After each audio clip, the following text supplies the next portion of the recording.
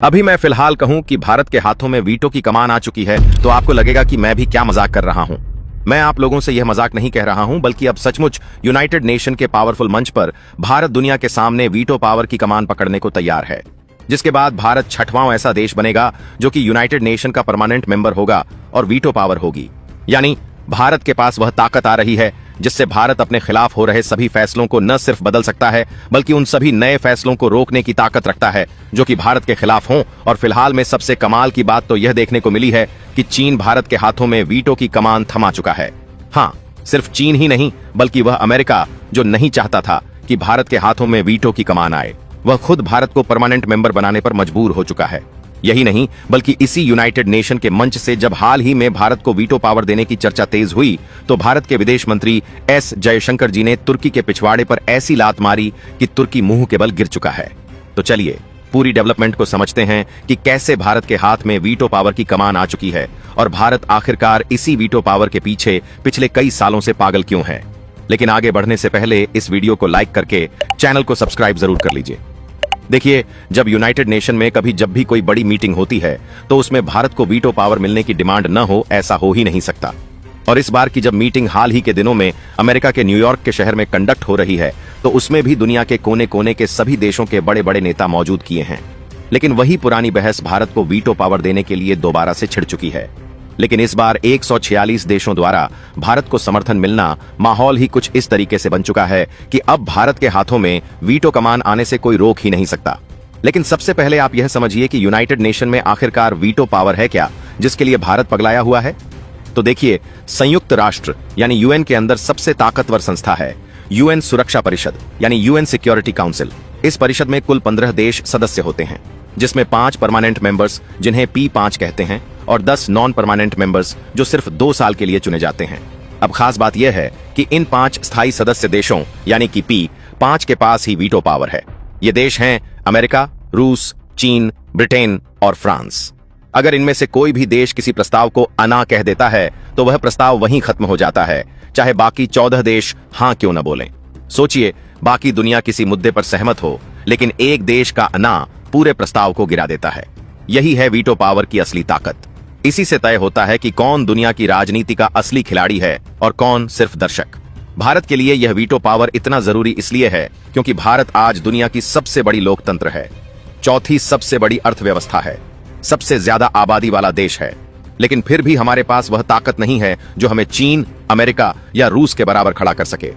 दूसरी बड़ी वजह सुरक्षा है। आज चीन हमेशा पाकिस्तान का पक्ष लेता है और भारत के खिलाफ अंतरराष्ट्रीय मंचों पर चैलेंज चलता है। अगर भारत के पास वीटो पावर होता तो चीन की हर साजिश को वहीं खत्म किया जा सकता था। तीसरी वजह है वैश्विक फैसलों में दखल। भारत ब्रिक्स, G20 और ग्लोबल साउथ का नेतृत्व कर रहा है, लेकिन UASC में अंतिम निर्णय की ताकत अभी भी हमारे हाथ में नहीं है। अगर वीटो पावर मिल जाए तो भारत भी अमेरिका, चीन, रूस की बराबरी कर सकेगा और इतिहास भी हमारे साथ अन्याय कर गया। 1945 में जब UN बना तब भारत ब्रिटिश कॉलोनी था, इसलिए हमें वीटो पावर नहीं मिला। लेकिन आज जब भारत उभरती सुपर पावर है तब भी पुरानी व्यवस्था हमें रोक रही थी। और सबसे बड़ी बात, अगर भारत को वीटो पावर मिल गया तो दुनिया का पूरा पावर बैलेंस बदल जाएगा। चीन को डर है कि भारत उसकी बराबरी कर लेगा। अमेरिका और पश्चिमी देश चाहते हैं कि भारत उनके साथ रहे, लेकिन उन्हें भी डर है कि भारत कहीं ग्लोबल साउथ की अगुवाई करके एक नया ध्रुव न बना दे। हालांकि हमें अब यह कहना चाहिए कि उन्हें ऐसा डर था, लेकिन अमेरिका को भले ही डर हो, जबकि चीन को अब यह डर नहीं है, बल्कि चीन तो अब भारत के समर्थन में उतर चुका है, जो कि पश्चिमी देशों को भी हैरान कर रहा है। असल में देखा जाए तो इस बार संयुक्त राष्ट्र का सम्मेलन भारत के लिए किसी जीत से कम नहीं रहा, क्योंकि इस मंच पर हर तरफ सिर्फ और सिर्फ भारत की ही चर्चा हो रही थी। कोई भारत की तेल खरीदारी पर चिंता जता रहा था तो कोई भारत की बढ़ती ताकत पर वाहवाही लुटा रहा था।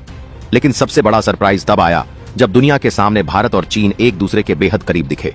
जी हां दोस्तों, वही चीन जो हमेशा भारत के रास्ते में रोड़ा अटकाता था, इस बार संयुक्त राष्ट्र में सुधार की मांग पर भारत को खुला समर्थन देने पर मजबूर हो गया। भारत कई वर्षों से संयुक्त राष्ट्र सुरक्षा परिषद में सुधार और स्थायी सदस्यता की मांग कर रहा है, लेकिन हर बार इस मांग को सबसे ज्यादा ब्लॉक किया है चीन ने। मगर इस बार खेल बदल गया। चीन ने न सिर्फ विरोध छोड़ा बल्कि खुलकर भारत का समर्थन भी कर दिया। दरअसल इसके पीछे भारत की एक बड़ी कूटनीतिक जीत छिपी है।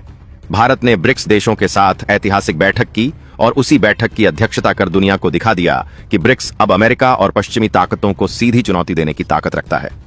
दोस्तों, इसी बैठक के बाद जो सामने आया वो था ब्रिक्स देशों का जॉइंट स्टेटमेंट। इस स्टेटमेंट ने पूरी दुनिया में हलचल मचा दी। 2023 के जोहान्सबर्ग घोषणा पत्र का हवाला देते हुए ब्रिक्स ने दोबारा साफ कर दिया कि संयुक्त राष्ट्र में सुधार अब वक्त की मांग है। परिषद को ज्यादा लोकतांत्रिक, ज्यादा प्रतिनिधिमूलक और ज्यादा प्रभावी बनाना जरूरी है। और सबसे खास कि इस जॉइंट स्टेटमेंट में 20 से ज्यादा पॉइंट रखे गए, लेकिन 14 नंबर का पॉइंट भारत के लिए ऐतिहासिक जीत जैसा था। इसमें साफ साफ लिखा गया कि भारत और ब्राजील को सुरक्षा परिषद की स्थायी सदस्यता मिलनी चाहिए। सोचिए दोस्तों, ब्रिक्स के मंच से रूस, चीन, ब्राजील और साउथ अफ्रीका जैसे दिग्गज देशों ने भारत की स्थायी सदस्यता का समर्थन कर दिया। इतिहास गवाह है कि जब जब भारत के लिए यूएसएससी की स्थायी सीट का मुद्दा उठा है, चीन हमेशा विरोध में आया है। लेकिन इस बार तस्वीर बदल गई है। ऐसा लग रहा है जैसे संयुक्त राष्ट्र सुरक्षा परिषद में भारत का रास्ता खुद ब खुद साफ हो रहा हो।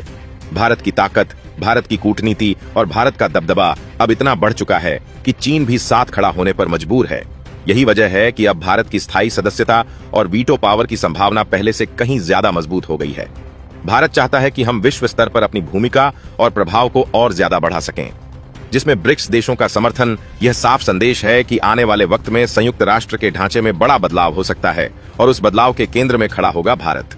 दोस्तों, अभी तक आपने देखा कि भारत कैसे वीटो पावर की दहलीज तक पहुंच चुका है, लेकिन अब असली कहानी यहीं से शुरू होती है, क्योंकि यह तो बस शुरुआत है। असली रोमांच तब आता है जब दुनिया के बड़े बड़े खिलाड़ी भारत के खिलाफ गुप्त चालें चलने लगते हैं और मंच के पीछे ऐसी डीलबाजियां होती हैं जिनकी भनक आम लोगों को कभी नहीं लगती। सोचिए जरा, वही अमेरिका जिसने कभी खुलकर कहा था कि भारत को वीटो पावर देना ग्लोबल पावर बैलेंस के लिए खतरनाक होगा, वही अमेरिका अब भारत को समर्थन देने के लिए मजबूर क्यों हो गया? दरअसल इसके पीछे छुपा है भारत का वह मास्टर स्ट्रोक जिसने व्हाइट हाउस की नींद उड़ा दी।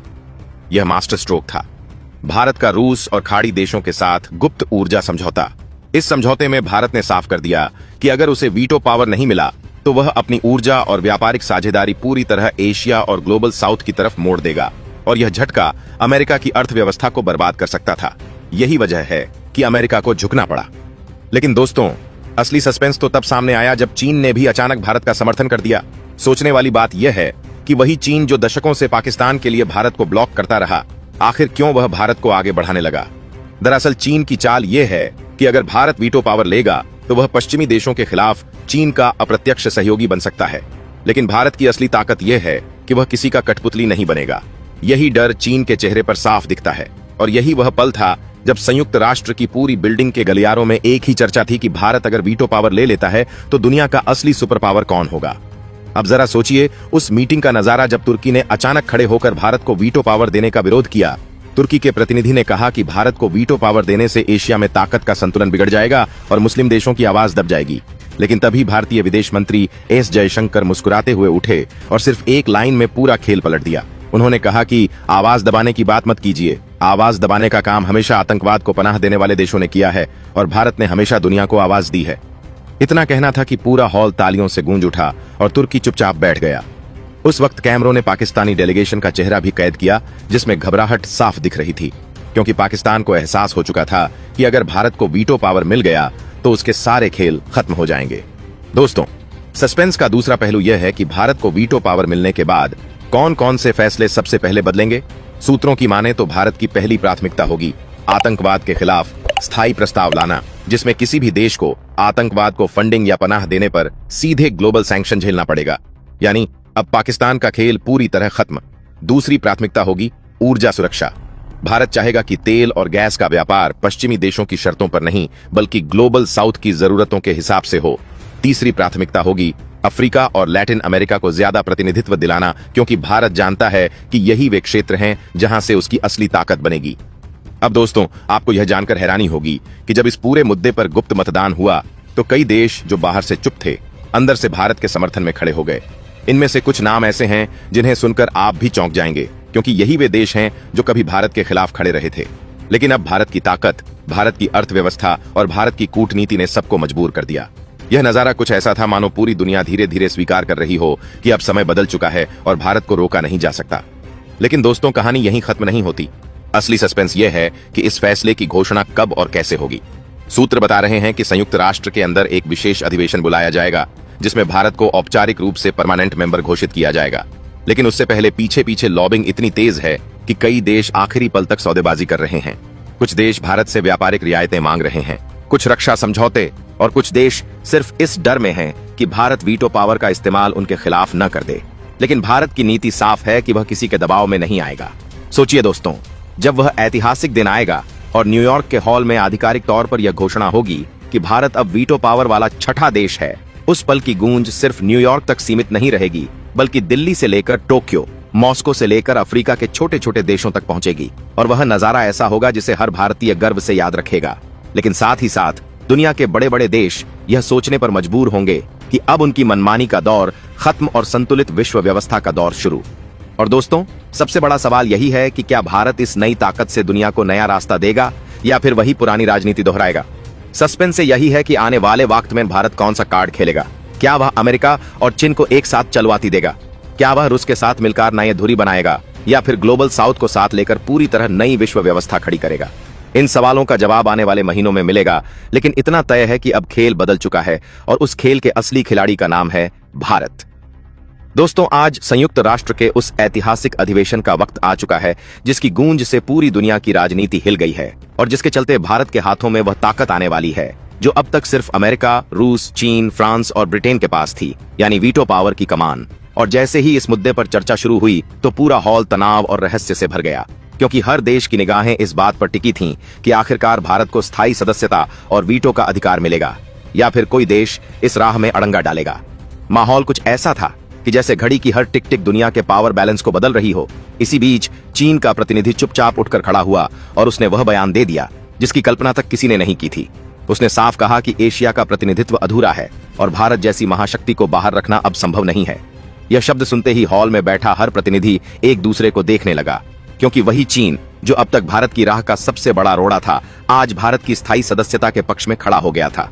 लेकिन दोस्तों, असली सस्पेंस अभी बाकी था, क्योंकि तभी अमेरिकी प्रतिनिधि ने मुस्कुराते हुए भारत के लिए समर्थन का ऐलान तो किया, लेकिन साथ ही यह भी कहा कि भारत को जिम्मेदारी और संतुलन के साथ इस ताकत का इस्तेमाल करना होगा। यानी अमेरिका ने समर्थन तो किया, लेकिन एक चेतावनी भी दे दी, जिससे यह साफ था कि उसे भारत की बढ़ती ताकत से डर जरूर है। दूसरी तरफ रूस ने हमेशा की तरह भारत के पक्ष में सबसे मजबूत बयान दिया और कहा कि अगर दुनिया को बहुध्रुवीय व्यवस्था चाहिए तो भारत को स्थायी सदस्यता मिलना ही चाहिए। वहीं फ्रांस और ब्रिटेन ने भी खुले तौर पर भारत को समर्थन देकर यह दिखा दिया कि यूरोप भी भारत के साथ है। अब हॉल में माहौल पूरी तरह बदल चुका था, क्योंकि लगभग हर कोने से भारत के पक्ष में आवाजें उठ रही थीं। पाकिस्तान और तुर्की के प्रतिनिधि बुरी तरह बौखलाए हुए थे। पाकिस्तान का डेलीगेट बार बार चिल्लाने लगा कि भारत कश्मीर में मानवाधिकार का उल्लंघन करता है, इसलिए उसे वीटो पावर नहीं मिलना चाहिए। लेकिन दोस्तों, जैसे ही उसने यह आरोप लगाया, भारतीय विदेश मंत्री डॉक्टर एस जयशंकर खड़े हो गए और उन्होंने इतनी करारी प्रतिक्रिया दी कि पाकिस्तान का चेहरा लाल पड़ गया। उन्होंने कहा कि दुनिया उन देशों से सबक नहीं ले सकती जो आतंकवाद को पालते पोसते हैं और जिनकी अर्थव्यवस्था भीख पर टिकी है। उन्होंने यह भी जोड़ा कि भारत ने पिछले 7 दशक में लोकतंत्र, विकास और वैश्विक शांति की जो मिसाल कायम की है, वही उसे इस ताकत का हकदार बनाती है। इस बयान के बाद पूरा हॉल तालियों से गूंज उठा और पाकिस्तान व तुर्की के प्रतिनिधि झेंपकर चुप बैठ गए। लेकिन असली रहस्य यह था कि भारत को समर्थन देने वाले देशों की संख्या अब इतनी बढ़ चुकी थी कि विरोध करने वाला कोई भी देश अकेला पड़ने लगा था। सूत्रों की माने तो उस रात गुपचुप मतदान हुआ और उसमें भारत के पक्ष में 2/3 से ज्यादा देशों ने वोट किया। यानी अब तस्वीर साफ थी कि भारत को वीटो पावर मिलने जा रहा है। लेकिन संयुक्त राष्ट्र के नियमों के मुताबिक अंतिम घोषणा सुरक्षा परिषद के मंच से ही होनी थी और उसी का सबको इंतजार था। अगले दिन जब सुरक्षा परिषद का विशेष सत्र शुरू हुआ तो 5 स्थायी सदस्य एक एक करके अपनी स्थिति स्पष्ट कर रहे थे। अमेरिका ने फिर से समर्थन दोहराया, लेकिन अपने हितों की शर्तें जोड़ी। रूस ने पूरे दिल से भारत के पक्ष में बात की। फ्रांस और ब्रिटेन ने बिना किसी शर्त के हामी भर दी और चीन ने आखिरी में जब बोलना शुरू किया तो पूरे हॉल में सन्नाटा छा गया। सबको लग रहा था कि शायद आखिरी वक्त पर चीन कोई चाल चल देगा, लेकिन दोस्तों, चीन ने फिर वही बात दोहराई कि एशिया की असली आवाज भारत है और इस फैसले में देरी दुनिया के लिए नुकसानदेह होगी। यह सुनते ही पूरा हॉल तालियों से गूंज उठा और फिर महासचिव ने ऐलान किया कि भारत अब स्थायी सदस्य बनेगा और वीटो पावर उसके हाथों में होगी। यह ऐलान होते ही दुनिया भर के मीडिया में हड़कंप मच गया। न्यूयॉर्क से लेकर नई दिल्ली तक और टोक्यो से लेकर मॉस्को तक हर अखबार की हेडलाइन में सिर्फ भारत की जीत थी। भारत के प्रधानमंत्री ने भी इस मौके पर कहा कि यह सिर्फ भारत की नहीं बल्कि दुनिया के सबसे बड़े लोकतंत्र की जीत है और यह जिम्मेदारी भारत पूरी ईमानदारी से निभाएगा। दोस्तों, सोचिए, जिस भारत को कभी 1945 में ब्रिटिश कॉलोनी होने की वजह से इस मंच से बाहर रखा गया था, वही भारत अब इस मंच की सबसे ताकतवर कुर्सी पर बैठा है। यह सिर्फ इतिहास का करेक्टिव नहीं बल्कि आने वाले वक्त की तस्वीर है। जिसमें भारत वैश्विक राजनीति का निर्णायक खिलाड़ी बनेगा। लेकिन सस्पेंस अभी यहीं खत्म नहीं होता, क्योंकि अब सवाल यह है कि भारत इस वीटो पावर का इस्तेमाल सबसे पहले किस मुद्दे पर करेगा। क्या यह पाकिस्तान की शरारतों को खत्म करने में होगा? क्या यह तुर्की को सबक सिखाने में होगा? या फिर यह किसी बड़े वैश्विक फैसले को पलटने में होगा? यही वह रहस्य है जिसने पूरी दुनिया की धड़कनें बढ़ा दी हैं और अब सबकी निगाहें भारत के अगले कदम पर टिकी हुई हैं। भूमध्य सागर की लहरों पर गूंजती हवा मानो कोई रहस्यमयी संदेश लेकर आ रही थी। रात के अंधेरे में गहराता तनाव अब पूरी दुनिया की आंखों के सामने खुलने वाला था, क्योंकि भारतीय त्रिखंड के प्रवेश ने तुर्की की सत्ता की नींव हिला दी थी। लेकिन असली खेल तो अब शुरू होने वाला था, क्योंकि यह कदम केवल सैन्य शक्ति का प्रदर्शन नहीं था, बल्कि इसके पीछे कई ऐसी परतें थीं जिन्हें समझने के लिए इतिहास, राजनीति और कूटनीति के गहरे दरवाजों को खोलना जरूरी था। भारत का यह कदम तुर्की के लिए केवल चुनौती नहीं बल्कि अपमान भी था, और यह अपमान तुर्की के राष्ट्रपति की नसों में जहर की तरह दौड़ रहा था। अंकारा की सत्ता गलियारों में बेचैनी का आलम था और तुर्की की संसद में विपक्षी नेता सरकार पर बरस पड़े थे कि आखिर कैसे भारत जैसे एशियाई देश ने उनके क्षेत्रीय दायरे में घुसपैठ कर ली और उनकी सेनाओं को चौंका दिया। लेकिन दोस्तों, कहानी यहां खत्म नहीं होती, बल्कि अब इसमें और भी बड़ा रहस्य जुड़ने वाला है, क्योंकि भारत ने यह कदम किसी एक रात की योजना से नहीं बल्कि लंबे समय से रची गई रणनीति के तहत उठाया था।